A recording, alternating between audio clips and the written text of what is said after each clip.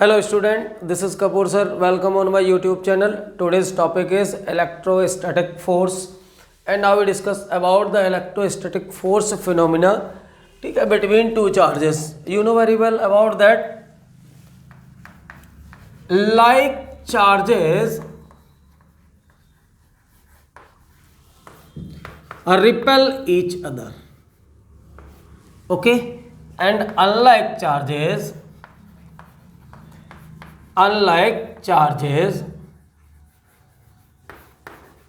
Attract each other.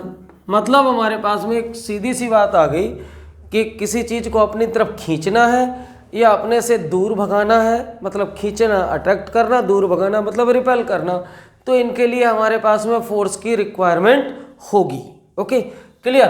तो उस force को बहुत मेहनत करने के बाद में दादाजी ने डिफाइन किया और उन दादाजी का नाम है, ठीक है, कूलम। तो हम लोग बात करने जा रहे हैं, ठीक है, कूलम्स लॉ, जिसमें हमें पता चलेगा कूलम्बिक फोर्स या उसी फोर्स को हम लोग बोलते हैं इलेक्ट्रोस्टैटिक फोर्स। कूलम्स ने अपने लॉ में बताया, स्टेटमेंट आप अपने तरीके से बिल्कुल प्रिपेयर्ड करिए। ये बताते हैं कि अभी आपको पता है कि इलेक्ट्रोस्टैटिक्स में हम लोग रेस्ट चार्ज की स्टडी कर रहे हैं। तो दो कोई रेस्ट चार्ज है Q1 Q2 और एक R डिस्टेंस पर, ये दोनों सेपरेट हैं। तो कूलम्स बताते हैं कि हमारे पास में अब हमने दोनों कुछ चार्जेस को पॉजिटिव लिया हुआ है, दोनों ही चार्ज हमने पॉजिटिव लिए हुए हैं। तो कूलम्स कहते हैं कि इन दोनों के बीच में जो फोर्स लग रहा होगा, ऑब्वियसली सेम चार्जेस हैं तो हमारे पास में रिपल्सिव फोर्स लग रहा होगा। ओके मेरे दोस्त, पूरे लॉ को समझिएगा, क्लियर, और सारी चीज़ों को। तो इन दोनों में जो ये फोर्स F अप्लाई हो रहा है, ये directly proportional to the product of magnitude of their charge, not the polarity. You well known about that, not polarity.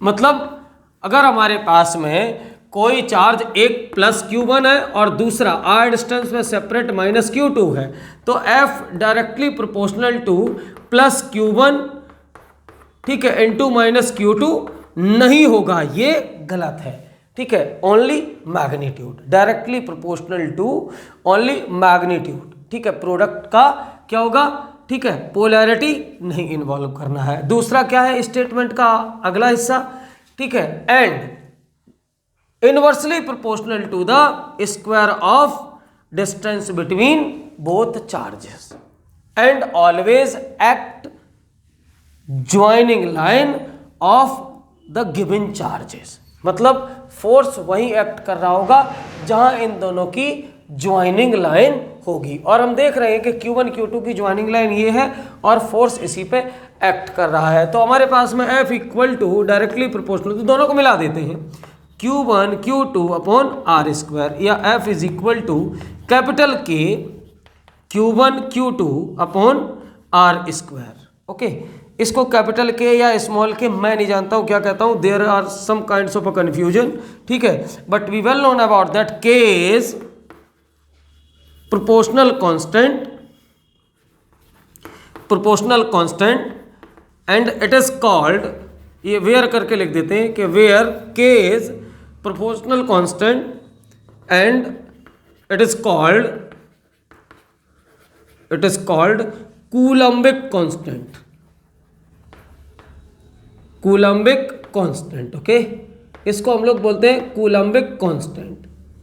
इस बात को याद रखिएगा, ये के अक्सर करके कोलैप्स करता है ना डाइलेक्ट्रिक कांस्टेंट से, तो इसको आप थोड़ा सा डिसइंटीग्रेट करके रखिए। कुछ जगहों पर डाइलेक्ट्रिक कांस्टेंट को स्मॉल के से रिप्रेजेंट किया है, कुछ जगह पे कैपिटल के से रिप्रेजेंट किया है, तो वो अपने हिसाब से समझ लीजिएगा। मैं इसको जानता हूँ कि यहाँ पर ये अगर जो के है इसको हम यहाँ पर कहेंगे कूलम्बिक कांस्टेंट। Okay clear. चलो आगे बढ़ते हैं और आगे बढ़कर के हम लोग देखते हैं कि ये क्या करामाती चीज़ें ले आता है कि के की जो वैल्यू होती है, ठीक है, एंड के इज इक्वल टू हमारे पास होता है 9 इंटू 10 टू द पावर 9, और इसको हम बोलते हैं न्यूटन मीटर स्क्वायर पर कूलम स्क्वायर। ओके, और ये हमारे पास में इसके भी इक्वल होता है 1/4 पाई एप्सिलॉन नॉट की, जहां पर अब एक नया और कांस्टेंट आ गया।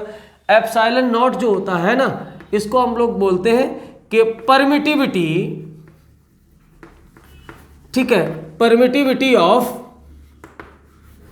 Free space, permittivity of free space. Okay, clear. तो हमारे पास में f की वैल्यू अगर हम लोग देखते हैं, f is equal to 1/4 pi epsilon naught Q1 Q2 upon R square. और फोर्स के बारे में आप जानते रहिएगा, ये क्या होगा, न्यूटन। एक बार फिर से समझेंगे कूलम्ब्स लॉ के statement. According to this law the electrostatic force between them, मतलब कि electrostatic force either the repulsive force और द अट्रैक्टिव, कोई भी टाइप का हो सकता है। तो इन दो चार्जेस के बीच में, ठीक है, रिपल्सिव या अट्रैक्शन फोर्स जो भी हो रहा होगा वो directly proportional to the product of the charges and inversely proportional to the square of difference between square of distance between them. Okay, तो ये हमारे पास ये हो गया, इसको मिलाकर के हमारे पास में ये निकला। हमारे पास में ये किसके लिए, इफ, ठीक है, any dielectric medium, dielectric medium exist between the charges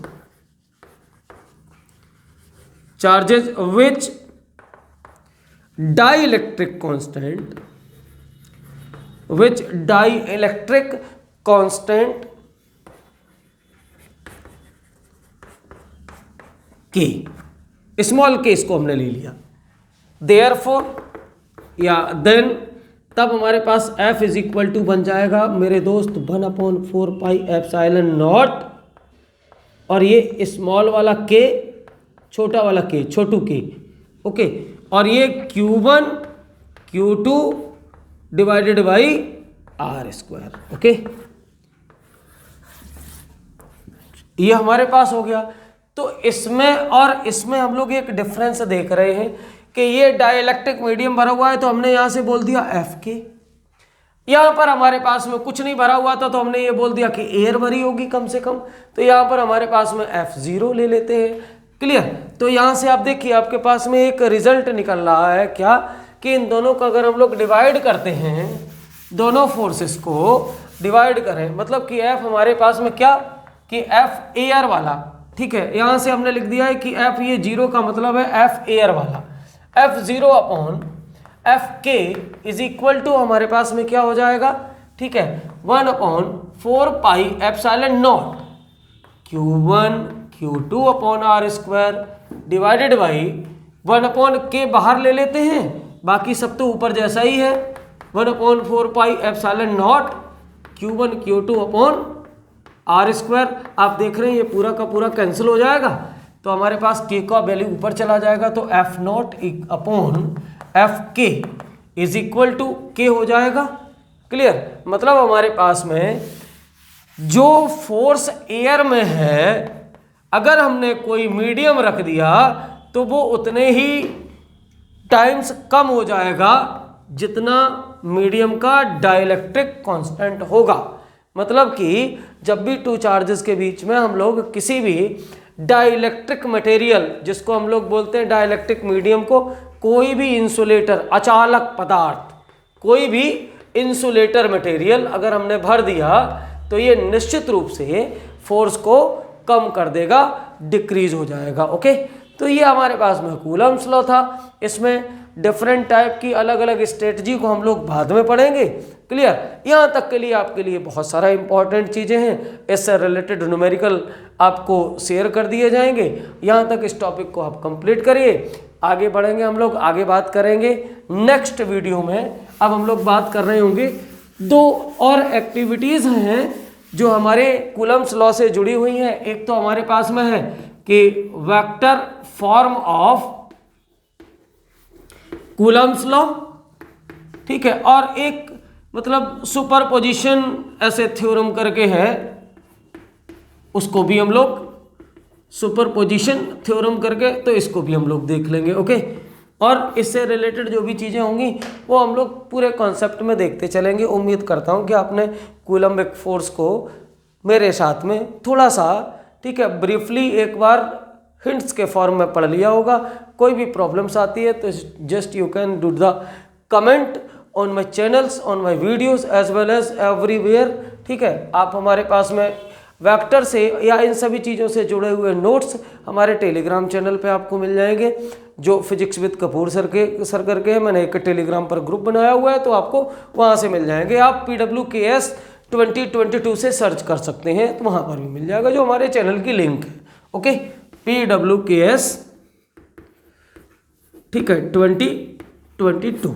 clear. चलिए, तो हम लोग और टेलीग्राम ग्रुप जो है वो फिजिक्स विद कपूर सर के करके, तो आप ढूंढ लीजिए। ओके, चलिए, तो हम लोग आगे बढ़ते हैं और अगले वीडियो के लिए, ठीक है, तैयार करते हैं अपने आप को, और फिर अगले वीडियो में मुलाकात करते हैं। तब तक के लिए हंसी हंसाइए, ऐश कीजिए, टेंशन मत लीजिएगा, बढ़िया सा पढ़ाई करिएगा। Okay, I with you for ever. Thank you.